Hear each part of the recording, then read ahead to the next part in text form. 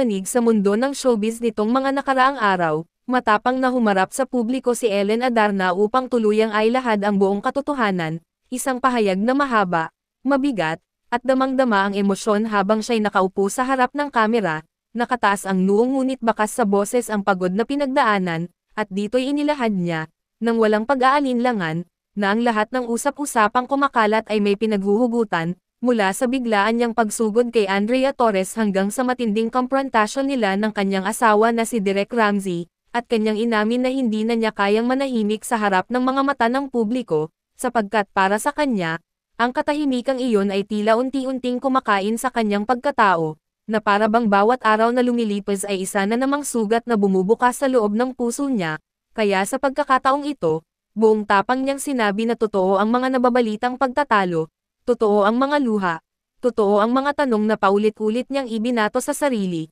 at totoo ring nakarating sa kanya ang impormasyon na may ibang babae sa buhay ni Derek Ramsey, isang revelasyong aniyay hindi niya hinanap ngunit mariin niyang naramdaman mula sa mga senyales, sumbong ng mga taong malapit, at kakaibang lamig sa kanilang tahanan, at habang inilalahad ni Ellen ang bawat detalye, makikitang pinipigilan niya ang luha. Subalit ang panginginig ng kanyang tinig ay sapat nang magsabi ng bigat ng sakit na kanyang dinadala, at sa pagpapatuloy ng kanyang pahayag, sinabi niyang hindi niya sinadya o inisip man lang na humantong sa publiko ang mga nangyari dahil hindi siya naniniwala na dapat gawing palabas ang pribadong pighati, ngunit nang makita niyang pinipili siyang patahimikin ng ilang nasa paligid at tila binabaligtad pa ang mga pangyayari, napagtanto niyang kailangan niyang ipaglaban ang sarili, kaya mariin niyang sinabi na, hindi ako perpekto, pero hindi ko deserve ang ginawa sa akin, sabay hinga ng malalim na para bang doon niya ibinuhos ang lahat ng sama ng loob na matagal niyang kinimkim, at habang patuloy siyang nagsasalita,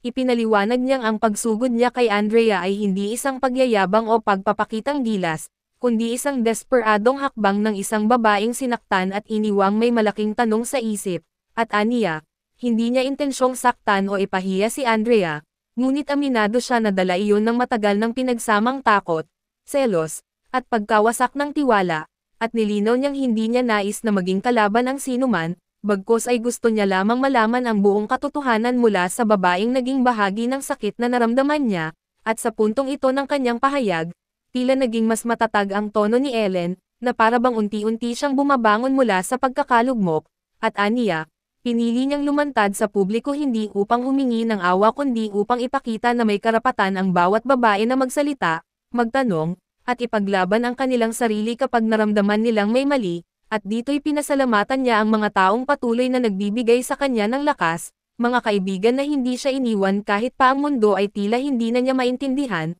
at mga fans na nagpaabot ng suporta sa kabila ng mga maling interpretasyon ng ilan, at habang papalapit sa pagtatapos ang kanyang mensahe, sinabi niyang handa siyang harapin ang anumang susunod na kabanata ng kanyang buhay, kung ito man ay hiwalayan, pagpapatawad, o panibagong direksyon, dahil aniya, mas mahalaga na buo ang isang taong nakatingin sa salamin, kaysa magkunyaring masaya habang durog ang puso, at matapos sabihin ang mga salitang iyon, tumingin siya ng diretso sa kamera, tila ba sinasabi sa bawat Pilipinong nanunood na ang tapang ay hindi nasusukat sa lakas ng sigaw kundi sa lakas ng isang pusong handang humarap sa katotohanang kay tagal niyang iniiwasan, at sa huling sandali ng kanyang pahayag, buong linaw niyang sinabi na, tapos na ang pananahimik ko.